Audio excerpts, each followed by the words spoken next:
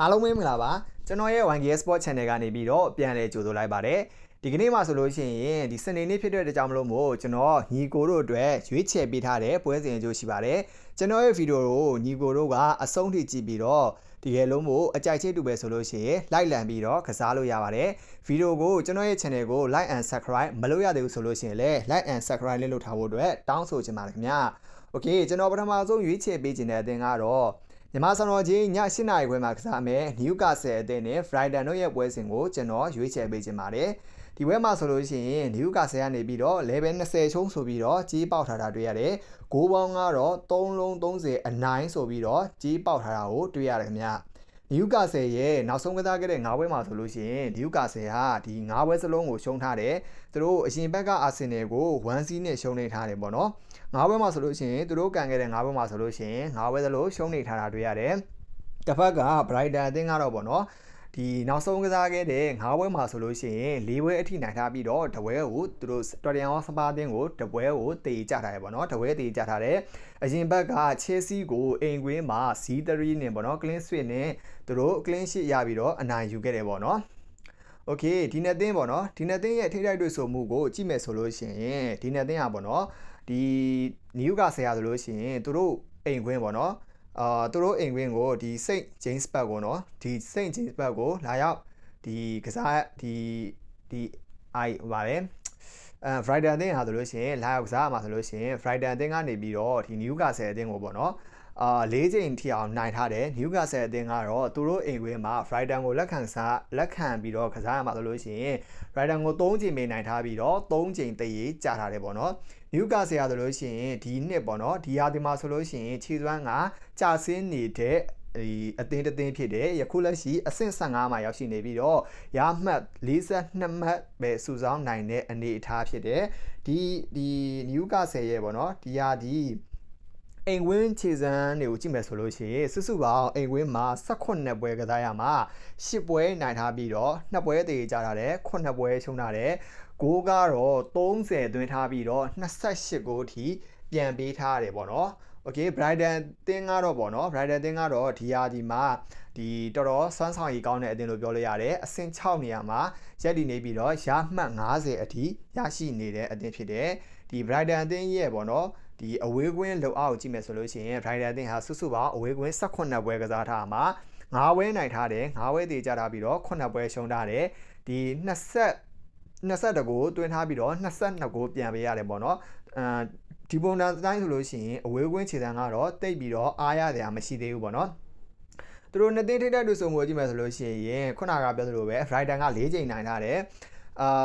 သူတို့ 0-1 တို့ 1-1 တို့တည်ကြတဲ့ပွဲတွေလည်းရှိသလိုဒီ 2-1 နဲ့ရှုံးတဲ့ပွဲတွေလည်းရှိရပေါ့နော်ဒါပေမဲ့လို့မို့ဒီ Newcastle ကနေပြီးတော့ level 20ရှုံးကြီးပေါက်တယ်ပေါ့နော် level 20ရှုံးကြီးပေါက်တယ် Newcastle ကယခုပေါ့နော်အဆင့်15ဆိုတော့ဒီကလေးဒီဘောနိုင်မယ်ဆိုလို့ရှိရင်45ပေါ့နော်45ဆိုတော့ဒီအဆင့်12လောက်တော့သူတို့တက်မယ်ပေါ့နော်15ကနေ12လောက်တက်မယ် Brighton ပေါ့နော် Brighton ဆိုလို့ရှိရင်ယခုအဆင့်က6မှာအမှတ်က50တကယ်လို့ဒီဘက်နိုင်မှာဆိုလို့ရှိရင်50နဲ့3မှတ်ဆိုတော့သူတို့အခြေအနေနည်းနည်းဒီကောင်းနေရလို့ပြောလို့ရတယ်ပေါ့နော်ဒါကြောင့်မလို့မို့ကျွန်တော်ဒီညတော့Brighton ကိုရွေးချယ်ပေးလိုက်ပါတယ် Brighton ကိုရွေးချယ်ပေးလိုက်ပါတယ်ဘာကြောင့် Brighton ကိုရွေးချယ်ရလဲဆိုလို့ရှိရင်ဒီညBrighton ကပေါ့နော်ယခုလက်ရှိအခြေအနေကောင်းနေတဲ့စွမ်းဆောင်ရည်ကောင်းနေတဲ့အသင်းတစ်သင်းလို့ပြောလို့ရတယ်ဒါကြောင့်မလို့မို့ဒီညBrighton ကိုရွေးပေးလိုက်တယ် Brighton ကသူနဲ့ခြေစွမ်းတူတဲ့အသင်းတွေဆိုလို့ရှိရင်သူနိုင်တယ်ပေါ့နော် Brentford တို့ပါလို့ဆိုလို့ရှိရင်လည်း 0-2 နဲ့နိုင်ထားတာတွေ့ရတယ်သူနဲ့ခြေစွမ်းတူညီတဲ့အသင်းဆိုလို့ရှိရင်မနိုင်တောင်မှသူတို့တရေကန်နိုင်တယ်ပေါ့နော်အဝေးကွင်းမှာဒါကြောင့်မလို့ကျွန်တော်ဒီည Brighton ကိုယုံပြီးတော့ Brighton ကိုရွေးချယ်ပေးလိုက်ပါတယ်ခင်ဗျာ Okay နောက်တစ်သင်းကိုသွားကြည့်ရအောင်နောက်တစ်သင်းကတော့ဒီပေါ့နော်မြန်မာစံတော်ချိန်ည8:00နာရီခွဲမှာပဲကစားမယ်ဟူအသင်းနဲ့ဆန်ဒါလန်အသင်းတို့ရဲ့ပွဲစဉ်ကိုရွေးချယ်ပေးပါမယ်ဒီပွဲမှာဆိုလို့ရှိရင်ဆန်ဒါလန်ကနေပြီးတော့ level 80ရှုံးကြီးပေါက်ထားပါတယ်ဂိုးပေါင်းကတော့နှလုံး90ရှုံးဆိုပြီးတော့ကြီးပေါက်ထားတာတွေ့ရတယ်ဟူအသင်းကတော့ပေါ့နော်ဒီဟာဒီမှာဆိုလို့ရှိရင်သူတန်းဆင်းရမှာတေးကြနေပြီဟူအသင်းဟာဆိုလို့ရှိရင်ယခုလက်ရှိအဆင့်အောက်ဆုံးပေါ့နော်ဇေယျအောက်ဆုံးဒီ20အဆင့်20နေရာမှာရက်တည်နေတယ်သူကတန်းတက်ဖို့မလွယ်တော့ဘူးပေါ့နော်ဒါကြောင့်လို့မို့ဒီညဟူတို့အခြေအနေမကောင်းနိုင်ဘူးဟူဟာဆိုလို့ရှိရင်နောက်ဆုံးကစားခဲ့တဲ့9ပွဲမှာဆိုလို့ရှိရင်4ပွဲရှုံးထားပြီးတော့တပွဲတည်ကြထားတယ်ပေါ့နော် သူတို့အဲ့တပွဲတည်ကြတာတော့ Brentford ကိုအဝေးကွင်းမှာ2-2နဲ့တည်ကြထားတယ်ပေါ့နော်ဆန်ဒါလန်အသင်းရဲ့နောက်ဆုံးကစားခဲ့တဲ့9ပွဲမှာဆိုလို့ရှိရင်ဆန်ဒါလန်အသင်းဟာ2ပွဲနိုင်ထားတယ်3ပွဲရှုံးထားတယ်ပေါ့နော်အရင်ဘက်ကသူတို့ Nottingham Forest ကိုအိမ်ကွင်းမှာ Z5 နဲ့ပေါ့နော်ရှုံးနေခဲ့တာကိုတွေ့ရတယ်သူတို့နှစ်သင်းရဲ့ထိပ်တိုက်တွေ့ဆုံမှုကြည့်မယ်ဆိုလို့ရှိရင်ဒီဦးအသင်းကပေါ့နော်ဒီ Premier League ဒီဆန်ဒါလန်ကအခုမှတန်းတက်လာဖြစ်တဲ့အကြောင်းမလို့မို့သူတို့ Premier League မှာထိပ်တိုက်တွေ့ဆုံမှုတော့မရှိသေးဘူး Championship မှာတွေ့တာပေါ့နော်ဒါကြောင့်မလို့သူတို့နှစ်သင်းရဲ့ထိပ်တိုက်တွေ့ဆုံမှုကိုကျွန်တော်မယူတော့ဘူးပေါ့နော်ဘာကြောင့်လဲဆိုတော့လောင်းလောင်းအကိုဝါတွေဖြစ်နေတယ်ပေါ့နော်ကျွန်တော်မယူတော့ဘူးဦးအသင်းကဆိုလို့ရှိရင်ဒီအခုပေါ့နော်ဒီဟာဒီမှာဆိုလို့ရှိရင်အိမ်ဝင်ကစားရမှာ3ပွဲပဲနိုင်ထားပြီးတော့3ပွဲတည်ကြထားတယ်7ပွဲထိအောင်ရှုံးထားတယ်ဂိုးကတော့19ဂိုးရပြီးတော့32ဂိုးထိသွင်းနိုင်ခဲ့ပေါ့နော်32ဂိုးပြန်ပေးရတာပေါ့နော်တန်းစင်းတဲ့သင်းက19ဂိုးဆိုတော့မစိုးဘူးခင်ဗျနော်မစိုးဘူးဂိုးသွင်းဒီအိမ်ကွင်းမှာဂိုးသွင်းအားကောင်းတယ်လို့ပြောလို့ရတယ်ဆန်ဒါလန်အသင်းရဲ့ဒီအဝေးကွင်းခြေစမ်းကိုကြည့်မယ်ဆိုလို့ရှိရင်ဆန်ဒါလန်အသင်းဟာဒီစုပေါင်းအဝေးကွင်းမှာ18ပွဲကစားမှာ4ပွဲနိုင်ထားပြီးတော့5ပွဲတည်ကြတယ်10ပွဲရှုံးထားတယ်အဝေးကွင်းမှာ73ဂိုးပဲသွင်းပြီးတော့26ဂိုးထိပြန်ပေးရတယ်ပေါ့နော်26ဂိုးထိပြန်ပေးရတယ်အခုလက်ရှိကတော့ဒီကျွန်တော်ခံမှန်းမယ်ဆိုလို့ရှိရင်ပေါ့နော်အခုလက်ရှိဆန်ဒါလန်က level 80ဆိုတော့ level 80ဆိုတော့သူတို့တကိုးကတ်တော့နိုင်မယ်ထင်တယ်ဒါကြောင့်ကျွန်တော်ဆန်ဒါလန်ကိုရွေးချယ်ပေးလိုက်ပါတယ်တကယ်လို့မို့ပေါ့နော်ဆန်ဒါလန်ကိုမကြိုက်ဘူးဆိုလို့ရှိရင်ကျွန်တော်ဒီနောက်ထပ်အကြိုက်တစ်ခုကတော့ဂိုးအောက်ကိုညီကိုတို့ကစားသိခြင်းနဲ့ပေါ့နော်ဆန်ဒါလန်ကိုမကြိုက်ဘဲနဲ့တခြားဂိုးပေါင်းကစားခြင်းနဲ့ဆိုလို့ရှိရင်တော့ဂိုးအောက်ကိုကျွန်တော်ကစားစီခြင်းပါတယ်ဒီညကျွန်တော်ဒီနှစ်သင်းဂိုးအောက်မယ်လို့ထင်တယ်ပေါ့နော်โอเคဘော်ဒီကတော့ဆန်ဒါလန်ပေါ့နော်ဆန်ဒါလန်ကိုပို့ကြိုက်ပါတယ်ဘာလို့လဲဆိုတော့သူကဒီပွဲနိုင်မယ်ဆိုလို့ရှိရင်သူအမှတ်လိုနေရပါတော့ဆန်ဒါလန်ကတကယ်လို့ဒီပွဲကိုအနိုင်ကစားခဲ့မယ်ဆိုလို့ရှိရင်46ဆိုတော့ဒီပွဲကိုနိုင်မယ်ဆိုလို့ရှိရင်49ဆိုတော့သူလည်းအဆင့်8တို့လောက်ထိကိုတက်နိုင်တာဖြစ်တဲ့ကြောင့်မလို့မို့ဆန်ဒါလန်ကိုပေါ့နော်ကျွန်တော်ရွေးချယ်ပေးလိုက်တာဖြစ်ပါတယ်โอเคနောက်တစ်သင်းကိုသွားမယ်ဆိုလို့ရှိရင်ဒီမြန်မာစံတော်ချိန်ည7:00နာရီထုံးမှာကစားမယ်အာဆင်နယ်နဲ့ဖူဟန်တို့ရဲ့ပွဲစဉ်ကိုကျွန်တော်သုံးသက်ပေးခြင်းနဲ့ပေါ့နော်ဒီပွဲမှာဆိုလို့ရှိရင်အာဆင်နယ်ကနေပြီးတော့တလုံး30အရှုံးဆိုပြီးတော့ကြီးပေါက်ထားတာတွေ့ရတယ်ဂိုးပေါင်းက2လုံးအပြည့်ရှုံးဆိုပြီးတော့ကြီးပေါက်ထားတယ်ပေါ့နော်ကြီးပေါက်ထားတယ်အာဆင်နယ်ဟာဆိုလို့ရှိရင်ဒီဂျာယက်မှာပေါ့နော်ချန်ပီယံလိဂ်ကစားထားတဲ့အတွက်ပွဲပန်းမှုရှိနိုင်တယ်ပြီးကြတော့သူတို့ပေါ့နော်ဒီသူတို့ကဒီချန်ပီယံလိဂ်ကိုလည်းအောင်ဆိုင်နေရတယ်ပရီးမီးယားလိဂ်ကိုလည်းသူတို့မန်စီးတီးကိုဖလားမအပ်ချင်ဘူးဆိုလို့ရှိရင်ဖလားမပေးချင်ဘူးဆိုလို့ရှိရင်သူတို့ဒီပရီးမီးယားလိဂ်ကိုလည်းအာဆင်နယ်ကအာယုံဆိုင်နေရတယ်ပေါ့နော်အာဆင်နယ်ကဆိုလို့ရှိရင်ဒီယခုပေါ့နော်စုစုပေါင်းနောက်ဆုံးကစားခဲ့တဲ့9ပွဲမှာဆိုလို့ရှိရင်အာဆင်နယ်က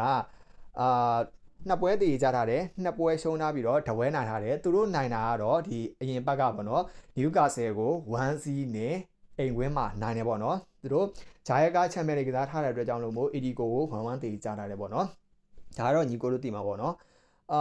်ဖူဟန်ရဲ့နောက်ဆုံးကစားခဲ့တဲ့9ပွဲမှာဆိုလို့ရှိရင်ဖူဟန်ကဒီ2ပွဲတည်ကြတယ်2ပွဲနိုင်ထားပြီးတော့တပွဲရှုံးထားတယ်ပေါ့နော်အရင်ဘက်ကသူတို့အက်စတွန်ဗီလာကိုခြေစွမ်းကောင်းနဲ့အိမ်ကွင်းမှာ 1-0 နဲ့အမှတ်ရနိုင်ခဲ့တယ်ပေါ့နော်အမှတ်ယူခဲ့တယ်အာဆင်နယ်ရဲ့ဒီဟာဒီအိမ်ကွင်းခြေစွမ်းကိုကြည့်မယ်ဆိုလို့ရှိရင်အာဆင်နယ်အသင်းဟာအိမ်ကွင်းမှာသူတို့2ပွဲပဲရှုံးထားတယ်73ပွဲထီအောင်နိုင်ထားပြီးတော့2ပွဲတည်ကြထားတယ်စုစုပေါင်း38ကိုသွင်းထားပြီးတော့17ကိုပြန်ပေးထားရတယ်ပေါ့နော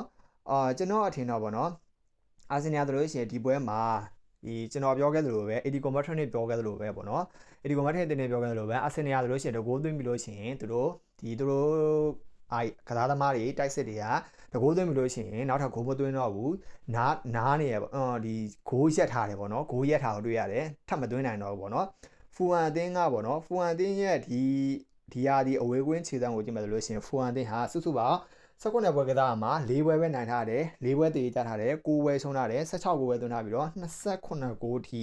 ပြန်ပေးရတယ်ပေါ့နော်28ဂိုးထိပြန်ပေးထားပါတယ်သူတို့နှစ်သင်းရဲ့ထိပ်တိုက်တွေ့ဆုံမှုကြည့်မယ်ဆိုလို့ရှိရင်အာဆင်နယ်ကအိမ်ကွင်းမှာပေါ့နော်စုစုပေါင်းဖူဟန်အသင်းကို9ပွဲထိအောင်နိုင်ထားပြီးတော့4ပွဲကတော့တည်ကြထားတယ်ရှုံးပွဲမရှိသေးဘူးပေါ့နော်တကယ်လို့ပေါ့နော်ဒီည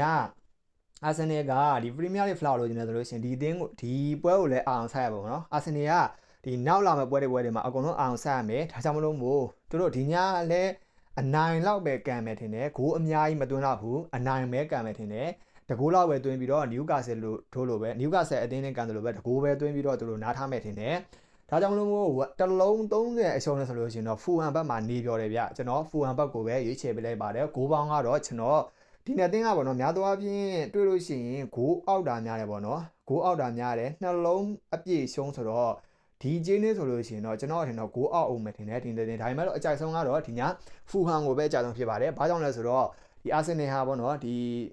ဂျာရက်မှာပေါ့နော်ပွဲပန်းမှုရှင်နိုင်တယ်ပြီးနောက်ပွဲရာသူတို့ Atletico Madrid နဲ့ချန်ပီယံလိမှာကန်ရမယ်ဆိုတော့လူတွေကလည်းနာလို့မဖြစ်ဘူးကစားသမားတွေလည်းပွဲပန်းလို့မဖြစ်ဘူးဒါကြောင့်မလို့မို့ဒီညဒုတိယတန်းဟွာလောက်ပဲဒုတိယတန်းကစားသမားတွေနဲ့လောက်ပဲကန်နိုင်မယ်ထင်တယ်သူတို့ Atletico Madrid နဲ့ပွဲကိုလူချန်ကောင်းချန်နိုင်တယ်ပေါ့နော်ဒါမှမဟုတ်ရှင်လည်းသူတို့တကိုးလောက်ချူပြီးတော့အရန်တွေထိကောင်းထိနိုင်တယ်ဒါကြောင့်မလို့မို့ကျွန်တော်ဒီညဂိုးအောင်နဲ့ဒီဖူဟန်ကိုရွေးချယ်ပေးလိုက်ပါတယ်နောက်ပွဲကလည်းသူတို့ Atletico နဲ့ကန်ရအောင်ဆိုတော့လေ Okayနောက်တစ်သင်းကိုသွားရအောင်နောက်တစ်သင်းကကျွန်တော်ရွေးချယ်ပေးထားတာကတော့ဒီစီးရီးတွေက10နာရီခွဲမှာကစားမယ်ကိုမိုသင်းနဲ့နာပိုလီတို့ရဲ့ပွဲစဉ်ကိုကျွန်တော်ရွေးချယ်ပေးပါမယ်ဒီပွဲမှာဆိုလို့ရှိရင်ကိုမိုကနေပြီးတော့ level 50ရှုံးကြီးပေါက်ထားတာတွေ့ရပါတယ်ဂိုးပေါင်းကတော့နှလုံး50ရှုံးဆိုပြီးတော့ကြီးပေါက်ထားတာတွေ့ရပါတယ်ကိုမိုဟာဆိုလို့ရှိရင်ဒီယခုပေါ့နော်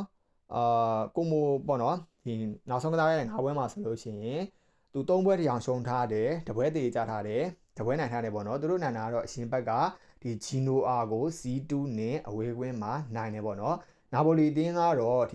ီယခုလက်ရှိပေါ့နော်စုစုပေါင်းနောက်ဆုံးကစားခဲ့တဲ့5ပွဲမှာဆိုလို့ရှိရင်3ပွဲနိုင်ထားတယ်တပွဲသေးတပွဲရှုံးထားတယ်သူတို့ရှုံးတာလာဇီယိုပေါ့နော်လာဇီယိုကိုအိမ်ကွင်းမှာ C2 နဲ့ရှုံးနေထားတာတွေ့ရတယ်သူတို့နှစ်သင်းရဲ့ထိထိုက်တွေ့ဆုံမှုကြည့်မယ်ဆိုလို့ရှိရင်ဒီကိုမိုသင်းဟာသူတို့အိမ်ကွင်းမှာ2-1နဲ့တခါနိုင်မှုတယ်ပေါ့နော်2-1နဲ့တခါနိုင်မှုတယ်ဒ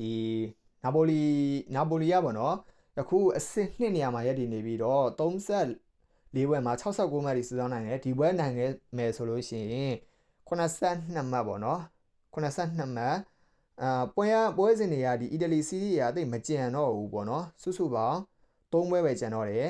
3ပွဲပဲကြံတော့တယ်တကယ်လို့3ပွဲလုံးနိုင်လို့ရှိရင်ဒီပွဲရောနိုင်လို့ရှင်စုစုပေါင်းဒီပွဲရောကန်ဆိုလို့ရှင်4ပွဲပေါ့နော်12မှတ်ပေါ့နော်အမှတ်က12မှတ်ဆိုတော့မှတ်မီလောက်တော့ဘူးထင်တယ်မှတ်မီလောက်တော့ဟုတ်တယ်မှတ်မီတော့ဘူးပေါ့နော်ဒါကြောင့်မလို့ဒီနာပိုလီတို့မလွယ်တော့ဘူးခင်ဗျမလွယ်တော့ဘူးเนาะသူတို့ဖလားရဖို့မလွယ်တော့ဘူးထင်တယ်ကိုမိုဘက်ကိုကြည့်အောင်ကိုမိုပွဲအောင်ပြောနေကြည့်မယ်ဆိုလို့ရှိရင်ကိုမိုက61မှတ်ယခုအဆင့်5မှာသူတို့ဒီယူရိုပါလေးဝင်ခွင့်အခုလက်ရှိအချိန်တွေတော့ရထားသေးတယ်ဒီစနစ်ဆိုလို့ရှိရင်ရသေးတယ်အဲ့တော့သူတို့ချန်ပီယံလေးဝင်ခွင့်ကြိုးစားမယ်ဆိုလို့ရှိရင်ချန်ပီယံလေးဝင်ခွင့်ရဖို့တော့ကြိုးစားမယ်ဆိုလို့ရှိရင်ဒီညတော့ဒီနာပိုလီကိုသူတို့ကောင်းကောင်းဆော့ရမယ်ပေါ့နော်ကောင်းကောင်းဆော့ရမယ်ဒါကြောင့်မလို့ဒီကျွန်တော်ထင်တဲ့ဘူကီတွေကနေပြီးတော့ကိုမိုကိုကြီးပေးထားလို့ထင်တယ်ဒါကြောင့်မလို့မို့ကျွန်တော်ကိုမိုဘော်ဒီကိုပဲရွေးချယ်ပေးလိုက်ပါတယ်သူတို့အမှတ်လဲလို့နေရအိမ်ကွင်းလဲဆိုတော့ကျွန်တော်ဒီညကိုမိုကိုပဲစိတ်ချလက်ချနဲ့ရွေးပေးလိုက်ပါမယ်โอเคနောက်တစ်သင်းကတော့မြန်မာစံတော်ချိန်ည7:00နာရီမှာကစားမယ်အလာဘတ်နဲ့ Viva ရဲ့ပွဲစဉ်ကိုသုံးသက်ပေးခြင်းပါတယ်ဒီပွဲမှာဆိုလို့ရှိရင် Viva ကနေပြီးတော့ level 10ရှုံးကြီးပေါက်ထားတယ်ဂိုးပေါင်းကတော့နှလုံး80ရှုံးဆိုပြီးတော့ကြီးပေါက်ထားတာတွေ့ရတယ်ပေါ့နော်ဂိုးပေါင်းကတော့နှလုံး80ရှုံးဆိုပြီးတော့ကြီးပေါက်ထားတာတွေ့ရတယ်ဒီနှစ်သင်းရဲ့ပေါ့နော်ဒီနှစ်သင်းရဲ့အခြေအနေကိုတစ်ချက်လောက်ကြည့်မယ်ဆိုလို့ရှိရင်ဒီအလာဘတ်သင်းဟာဆိုလို့ရှိရင်ဒီနောက်ဆုံးကစားခဲ့တဲ့5ပွဲမှာနှစ်ပွဲသေးကြထားတယ်နှစ်ပွဲနိုင်ထားတယ်တပွဲရှုံးထားတယ်သူတို့ရှုံးတာဒီ GM Madrid ကိုအဝေးကွင်းမှာ2-1နဲ့ရှုံးထားတယ်ပေါ့နော် Viva အသင်းရဲ့နောက်ဆုံးကစားခဲ့တဲ့5ပွဲကိုကြည့်မယ်ဆိုလို့ရှိရင် Viva အသင်းဟာဒီနှစ်ပွဲနိုင်ထားတယ်3ပွဲရှုံးထားတယ်အရှင်ဘက်က Atletico Madrid ကို3-2နဲ့ပေါ့နော်အဝေးကွင်းမှာရှုံးနေခဲ့တာကိုတွေ့ရတယ်ပေါ့နော်ဒီ Viva အသင်းရဲ့ပေါ့နော်ဒီရာဒီအဝေးကွင်းခြေစမ်းကိုကြည့်မယ်ဆိုလို့ရှိရင် Viva အသင်းဟာဒီစုစုပေါင်းအဝေးကွင်းမှာ3ပွဲပဲနိုင်ထားတယ်တွေ့ရတယ်3ပွဲတည်ကြထားပြီးတော့10ပွဲထီအောင်ရှုံးထားတယ်15ကိုပဲသူနိုင်ပြီးတော့29ကိုအထိပြန်လည်ပေးအပ်ထားရတယ်ပေါ့နော်โอเคအလာဘတ်အသင်းရဲ့အိမ်ကွင်းခြေစမ်းကိုတစ်ချက်ကြည့်မယ်ဆိုလို့ရှိရင်အလာဘတ်အသင်းဟာဒီရာဒီမှာအိမ်ကွင်းမှာ6ပွဲနိုင်ထားပြီးတော့6ပွဲတည်ကြထားတယ်4ပွဲပဲရှုံးထားနေတယ်21ကိုတွင်ထားပြီးတော့19ကိုထီအောင်ပြန်ပေးရတယ်ပေါ့နော်19ကိုထီအောင်ပြန်ပေးရတယ်သူတို့နှစ်သင်းရဲ့ထိထိုက်တွေ့ဆုံမှုကြည့်မယ်ဆိုလို့ရှိရင်ဒီအလာဘတ်တင်ဟာအိမ်ကွင်းမှာ Viva ကို9ဝဲထီအောင်နိုင်ထားတာတွေ့ရတယ်ပြီးကြတော့ Viva ကပေါ့နော်အဝေးကွင်းမှာ4ဝဲနိုင်ထားတာတွေ့ရတယ်ဒီသူတို့နှစ်သင်းတည်ကြမှုကတော့3ဝဲရှိထားတယ်ပေါ့နော်သူတို့နှစ်သင်းတည်ကြမှုကတော့3ဝဲရှိထားတယ် Viva ကပေါ့နော် Viva ကယခုပေါ့နော်အဆင့်10မှာရလို့ဒီပွဲနိုင်မယ်ဆိုလို့ရှိရင်44မှတ်နဲ့အဆင့်ခွန်ကိုတက်လန်းနိုင်မယ်အခွင့်အရေးရှိတယ် အလာဘက်ကလည်းပေါ့နော်ဒီပွဲကိုတကယ်လို့နိုင်မယ်ဆိုလို့ရှိရင်တန်ဆင်းဆောင်ကနေလွတ်ဖို့ပေါ့နော်အခွင့်အရေးရှိတယ်အိမ်ကွင်းနဲ့အားသာချက်ကောင်းတယ်ကျွန်တော် DJ နဲ့ဆိုလို့ရှိရင်အိမ်ကွင်းနဲ့အားသာချက်ကောင်းတယ်ကျွန်တော်ယခုပေါက်တဲ့ဘီဘာအိုကိုဘက်ကန်ပြီးတော့ကျွန်တော်အိမ်ကွင်းအားသာချက်ရှိတယ်အလာဘက်ကိုပဲရွေးချယ်လိုက်ပါတယ်။ဘာကြောင့်လဲဆိုတော့အိမ်ကွင်းနဲ့အားသာချက်ရှိတယ်တကယ်လို့ဒီပွဲကိုနိုင်အောင်ကန်နိုင်မယ်ဆိုလို့ရှိရင်တော့